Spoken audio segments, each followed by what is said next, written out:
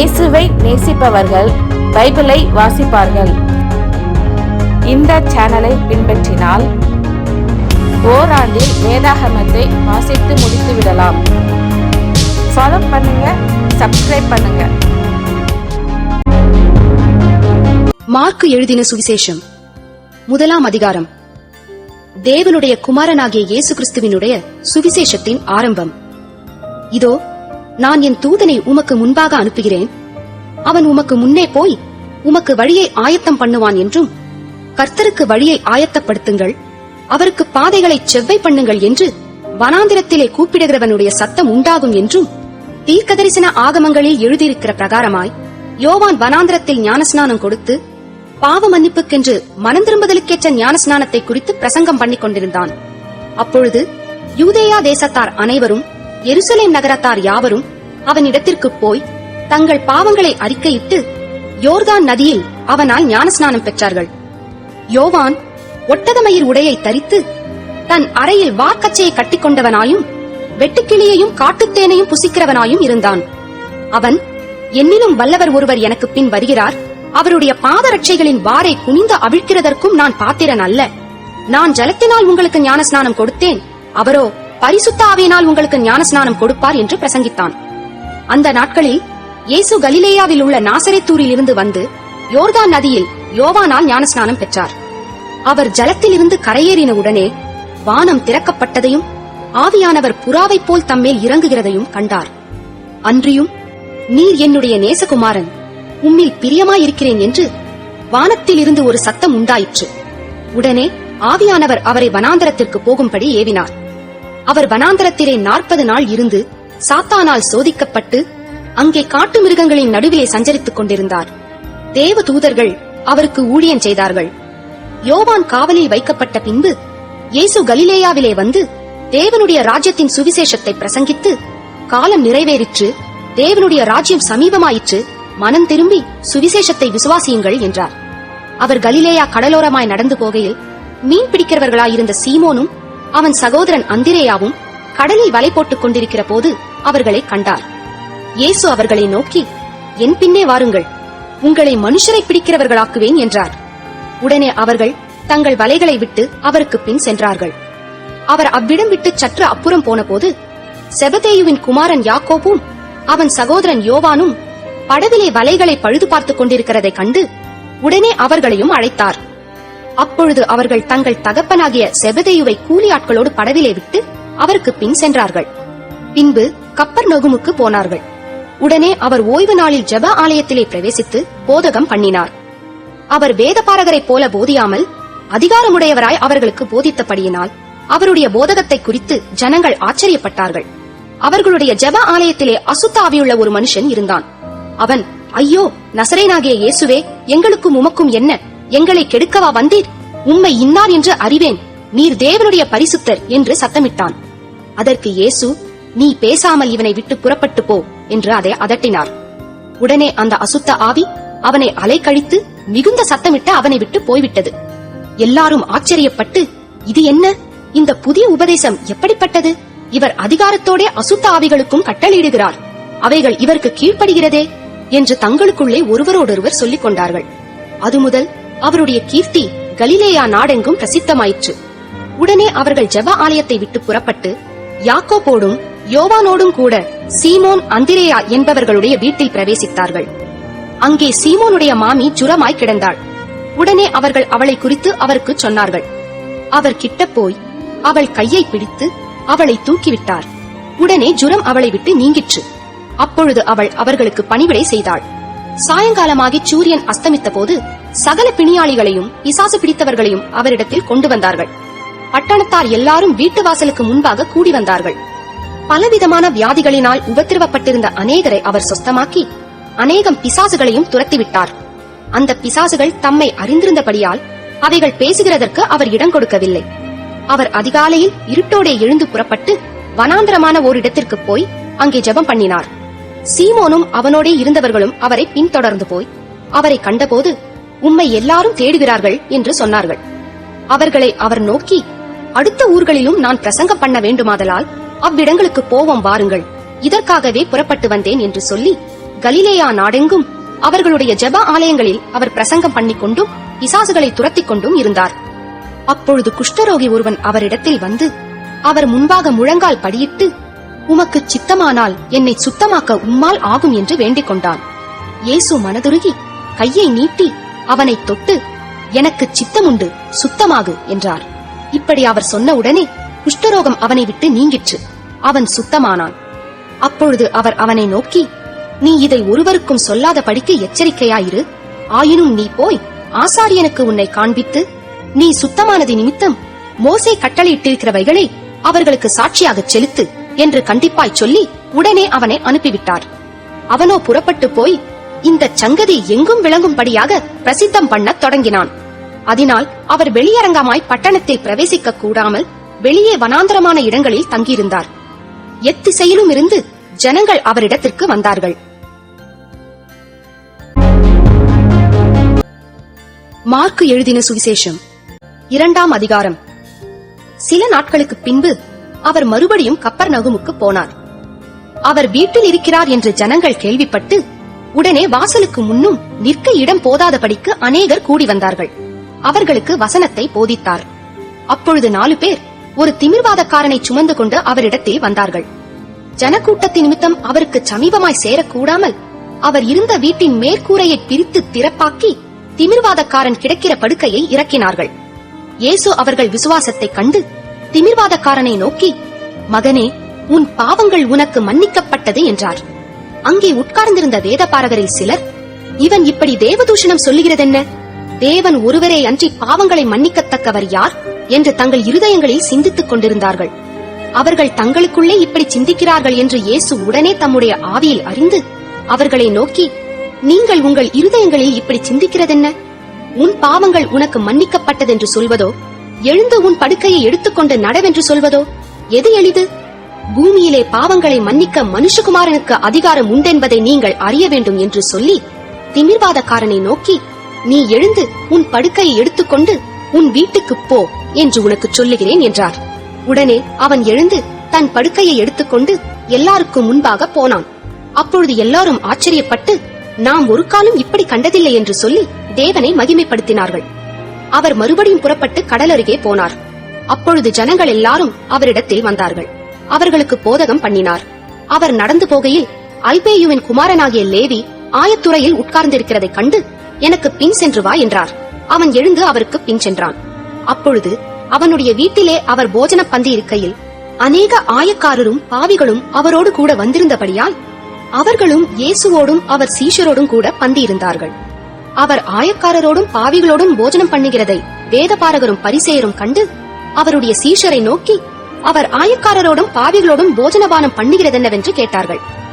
இயேசு அதை கேட்டு, பிணியாளிகளுக்கு வைத்தியன் வேண்டியதே அல்லாமல் சுகமுள்ளவர்களுக்கு வேண்டியதில்லை, நீதிமான்களை அல்ல, பாவிகளையே மனம் திரும்புகிறதற்கு அழைக்க வந்தேன் என்றார். யோவானுடைய சீஷரும் பரிசேயருடைய சீஷரும் உபவாசம் பண்ணி வந்தார்கள். அவர்கள் அவரிடத்தில் வந்து, யோவானுடைய சீஷரும் பரிசேயருடைய சீஷரும் உபவாசிக்கிறார்களே, உம்முடைய சீஷர் உபவாசியாமல் இருக்கிறது என்னவென்று கேட்டார்கள். அதற்கு இயேசு, மணவாளன் தங்களோடு இருக்கையில் மணவாளனுடைய தோழர் உபவாசிப்பார்களா? மணவாளன் தங்களுடனே இருக்கும் வரைக்கும் உபவாசிக்க மாட்டார்களே. மணவாளன் அவர்களை விட்டு எடுபடும் நாட்கள் வரும், அந்த நாட்களிலே உபவாசிப்பார்கள். ஒருவனும் கோடித்துண்டை பழைய வஸ்திரத்தோடு இணைக்க மாட்டான். இணைத்தால் அதனோட இணைத்த புதிய துண்டு பழையதை அதிகமாய் கிழிக்கும், பீறலும் அதிகமாகும். ஒருவனும் புது திராட்சரசத்தை பழம் துருத்திகளில் வார்த்து வைக்க மாட்டான். வார்த்து வைத்தால் புது ரசம் துருத்திகளை கிழித்துப் போடும், ரசமும் சிந்திப்போம், துருத்திகளும் கெட்டுப்போம். புது ரசத்தை புது துருத்திகளில் வார்த்து வைக்க வேண்டும் என்றார். பின்பு அவர் ஓய்வு நாளில் பயிர் வழியே போனார். அவருடைய சீஷர்கள் கூட நடந்து போகையில் கதிர்களை கொய்யத் தொடங்கினார்கள். பரிசேயர் அவரை நோக்கி, இதோ ஓய்வு நாளில் செய்யத்தகாததை இவர்கள் ஏன் செய்கிறார்கள் என்றார்கள். அதற்கு அவர், தாவீதுக்கு உண்டான ஆபத்தில் தானும் தன்னோடிருந்தவர்களும் பசியாயிருந்த போது அவன் அபியத்தார் என்னும் பிரதான ஆசாரியன் காலத்தில் செய்ததை நீங்கள் ஒரு காலம் வாசிக்கவில்லையா? அவன் தேவனுடைய வீட்டில் பிரவேசித்து ஆசாரியர் தவிர வேறொருவரும் புசிக்கத்தகாத தெய்வ சமூகத்து அப்பங்களை தானும் புசித்து தன்னோடிருந்தவர்களுக்கும் கொடுத்தானே என்றார். பின்பு அவர்களை நோக்கி, மனுஷன் ஓய்வு நாளுக்காக உண்டாக்கப்படவில்லை, ஓய்வு நாள் மனுஷனுக்காக உண்டாக்கப்பட்டது. ஆகையால் மனுஷகுமாரன் ஓய்வு நாளுக்கும் ஆண்டவராயிருக்கிறார் என்றார். மார்க்கு எழுதின சுவிசேஷம் 3ஆம் அதிகாரம். மறுபடியும் அவர் ஜெப ஆலயத்தில் பிரவேசித்தார். அங்கே சூம்பின கையுடைய ஒரு மனுஷன் இருந்தான். அவர் ஓய்வு நாளில் அவனை சொஸ்தமாக்கினால் அவர் பேரில் குற்றஞ்சாட்டலாம் என்று அவர் மேல் நோக்கமாயிருந்தார்கள். அப்பொழுது அவர் சூம்பின கையுடைய மனுஷனை நோக்கி, எழுந்து நடுவே நில் என்று சொல்லி அவர்களை பார்த்து, ஓய்வு நாட்களில் நன்மை செய்வதோ தீமை செய்வதோ, ஜீவனை காப்பதோ அழிப்பதோ எது நியாயம் என்றார். அதற்கு அவர்கள் பேசாமல் இருந்தார்கள். அவர்களுடைய இருதய கடினத்தின் நிமித்தம் அவர் விசனப்பட்டு கோபத்துடனே சுற்றிலும் இருந்தவர்களை பார்த்து, அந்த மனுஷனை நோக்கி, உன் கையை நீட்டு என்றார். அவன் நீட்டினான். அவன் கை மறு கையைப் போல சொஸ்தமாயிற்று. உடனே பரிசேயர் புறப்பட்டு போய் அவரை கொலை செய்யும்படி அவருக்கு விரோதமாய் ஏரோதியரோடே கூட ஆலோசனை பண்ணினார்கள். இயேசு தம்முடைய சீஷர்களோடே அவ்விடம் விட்டு கடலோரத்துக்கு போனார். கலிலேயாவிலும் யூதேயாவிலும் எருசலேமிலும் இதுமேயாவிலும் யோர்தானுக்கு அக்கறையிலுமிருந்து திரளான ஜனங்கள் வந்து அவருக்கு பின் சென்றார்கள். அல்லாமலும் தீரு சீதோன் பட்டணங்களின் திசைகளிலுமிருந்து திரளான ஜனங்கள் அவர் செய்த அற்புதங்களை குறித்து கேள்விப்பட்டு அவரிடத்தில் வந்தார்கள்.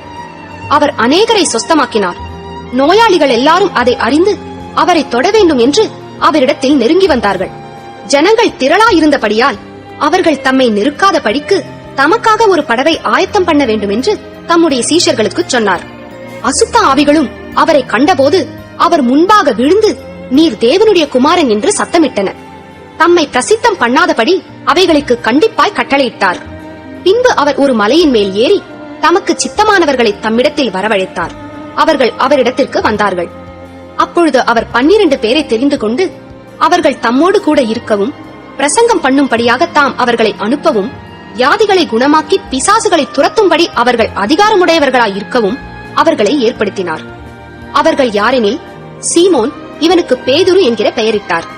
செபதேயுவின் குமாரனாகிய யாக்கோபு, யாக்கோபின் சகோதரனாகிய யோவான், இவ்விருவருக்கும் இடிமுழக்க மக்கள் என்று அர்த்தங்கொள்ளும் பொவனர்கேஸ் என்கிற பெயரிட்டார். அந்திரேயா, பிலிப்பு, பர்த்தொலமேயு, மத்தேயு, தோமா, அல்பேயுவின் குமாரன் யாக்கோபு, ததேயு, கானானியனாகிய சீமோன், அவரை காட்டிக் கொடுத்த யூதாஸ்காரியோத்து என்பவர்களே. பின்பு வீட்டுக்கு போனார்கள். அங்கே அவர்கள் சாப்பிடுவதற்கும் சமயமில்லாதபடிக்கு அநேக ஜனங்கள் மறுபடியும் கூடி வந்தார்கள். அவருடைய இனத்தார் இதை கேட்டபோது அவர் மதிமயங்கி இருக்கிறார் என்று சொல்லி அவரை பிடித்துக் கொள்ளும்படி வந்தார்கள். எருசலேமிலிருந்து வந்த வேதபாரகர், இவன் பெயல்செபூலை கொண்டிருக்கிறான், பிசாசுகளின் தலைவனாலே பிசாசுகளை துரத்துகிறான் என்றார்கள். அவர்களை அவர் அழைத்து உவமைகளாய் அவர்களுக்கு சொன்னதாவது, சாத்தானை சாத்தான் துரத்துவது எப்படி? ஒரு ராஜ்யம் தனக்குத்தானே விரோதமாக பிரிந்திருந்தால் அந்த ராஜ்யம் நிலை நிற்க மாட்டாதே. ஒரு வீடு தனக்குத்தானே விரோதமாக பிரிந்திருந்தால் அந்த வீடு நிலை நிற்க மாட்டாதே. சாத்தான் தனக்குத்தானே விரோதமாக எழும்பி பிரிந்திருந்தால் அவன் நிலை நிற்க மாட்டாமல் அழிந்து போவானே. பலவானை முந்தி கட்டினால் ஒழிய ஒருவனும் பலவானுடைய வீட்டுக்குள் புகுந்து அவன் உடைமைகளை கொள்ளையிடக் கூடாது. கட்டினானேயாகில் அவன் வீட்டை கொள்ளையிடுவான். மெய்யாகவே நான் உங்களுக்கு சொல்லுகிறேன், மனுஷர்கள் செய்யும் எல்லா பாவங்களும் அவர்கள் தூஷிக்கும் எந்த தூஷணங்களும் அவர்களுக்கு மன்னிக்கப்படும். ஒருவன் பரிசுத்த ஆவிக்கு விரோதமாக தூஷணம் சொல்வானாகில் அவன் என்றென்றைக்கும் மன்னிப்படையாமல் நித்திய ஆக்கினைக்குள்ளாயிருப்பான் என்றார். அசுத்த ஆவியை கொண்டிருக்கிறான் என்று அவர்கள் சொன்னபடியினாலே அவர் இப்படி சொன்னார். அப்பொழுது அவருடைய சகோதரரும் தாயாரும் வந்து வெளியே நின்று அவரை அழைக்கும்படி அவரிடத்தில் ஆள் அனுப்பினார்கள். அவரை சுற்றிலும் உட்கார்ந்திருந்த ஜனங்கள் அவரை நோக்கி, இதோ உம்முடைய தாயாரும் உம்முடைய சகோதரரும் வெளியே நின்று உம்மை தேடுகிறார்கள் என்றார்கள். அவர்களுக்கு அவர் பிரதியுத்தரமாக, என் தாயார் யார், என் சகோதரர் யார் என்று சொல்லி தம்மை சூழ உட்கார்ந்திருந்தவர்களை சுற்றி பார்த்து, இதோ என் தாயும் என் சகோதரரும் இவர்களே. தேவனுடைய சித்தத்தின்படி செய்கிறவன் எவனோ அவனே எனக்கு சகோதரனும் எனக்கு சகோதரியும் எனக்கு தாயுமாயிருக்கிறான் என்றார்.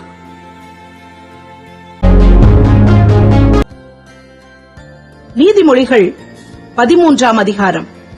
ஞானமுள்ள மகன் தகப்பனுடைய போதகத்தை கேட்கிறான், பரியாசக்காரனோ கடிந்து கொள்ளுதலுக்கு செவிகொடான். மனுஷன் தன் வாயின் பலனால் நன்மையை புசிப்பான், துரோகிகளின் ஆத்துமாவோ கொடுமையை புசிக்கும். தன் வாயை காக்கிறவன் தன் பிராணனை காக்கிறான், தன் உதடுகளை விரிவாய் திறக்கிறவனோ கலக்கமடைவான். சோம்பேறியுடைய ஆத்துமா விரும்பியும் ஒன்றும் பெறாது, ஜாக்கிரதையுள்ளவர்களுடைய ஆத்துமாவோ புஷ்டியாகும். நீதிமான் பொய் பேச்சை வெறுக்கிறான். துன்மார்க்கனோ வெட்கமும் இலைச்சையும் உண்டாக்குகிறான். நீதி உத்தம மார்க்கத்தானை தற்காக்கும். துன்மார்க்கமோ பாவியை கவிழ்த்து போடும். ஒன்றுமில்லாதிருக்க தன்னை செல்வனாக பாராட்டுகிறவனும் உண்டு. மிகுந்த செல்வம் இருக்க தன்னை தரித்திரனாக பாராட்டுகிறவனும் உண்டு. மனுஷனுடைய ஐஸ்வர்யம் அவன் பிராணனை மீட்கும். தரித்திரனோ மிரட்டுதலை கேளாதிருக்கிறான். நீதிமான்களின் வெளிச்சம் சந்தோஷிப்பிக்கும். துன்மார்க்கரின் தீபமோ அணைந்து போம். அகந்தையினால் மாத்திரம் வாது பிறக்கும். ஆலோசனையை கேட்கிறவர்களிடத்திலோ ஞானம் உண்டு. வஞ்சனையால் தேடின பொருள் குறைந்து போம். கைப்பாடாய் சேர்க்கிறவனோ விருத்தி அடைவான். நெடுங்காலமாய் காத்திருக்குதல் இருதயத்தை இளைக்க பண்ணும். விரும்பினது வரும்போதோ ஜீவ விருட்சம் போல் இருக்கும். திருவசனத்தை அவமதிக்கிறவன் நாசமடைவான்.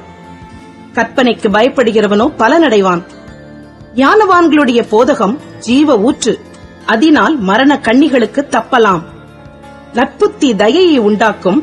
துரோகிகளுடைய வழியோ கரடு முரடானது. விவேகியானவன் அறிவோடு நடந்து கொள்ளுகிறான். மூடனோ தன் மூடத்தனத்தை வெளிப்படுத்துகிறான். துரோகமுள்ள தூதன் தீதிலே விழுவான். உண்மையுள்ள ஸ்தானாபதியோ ஔஷதம். புத்திமதிகளை தள்ளுகிறவன் தரித்திரத்தையும் இலச்சையையும் அடைவான். கடிந்து கொள்ளுதலை கவனித்து நடக்கிறவனோ கனமடைவான். வாஞ்சை நிறைவேறுவது ஆத்துமாவுக்கு இனிது. தீமையை விட்டு விலகுவது மூடருக்கு அருவருப்பு. ஞானிகளோட சஞ்சரிக்கிறவன் ஞானமடைவான். மூடருக்கு தோழனோ நாசமடைவான். பாவிகளை தீவினை தொடரும். நீதிமான்களுக்கோ நன்மை பலனாக வரும். நல்லவன் தன் பிள்ளைகளின் பிள்ளைகளுக்கு சுதந்திரம் வைத்து போகிறான். பாவியின் ஆஸ்தியோ நீதிமானுக்காக சேர்த்து வைக்கப்படும். ஏழைகளின் வயல் மிகுதியான ஆகாரத்தை விளைவிக்கும். நியாயம் கிடையாமல் கெட்டு போகிறவர்களும் உண்டு. பிரம்பை கையாடாதவன் தன் மகனை பகைக்கிறான். அவன் மேல் அன்பாயிருக்கிறவனோ அவனை ஏற்கனவே தண்டிக்கிறான். நீதிமான் தனக்கு திருப்தியாக புசிக்கிறான். துன்மார்க்கனுடைய வயிறோ பசித்திருக்கும்.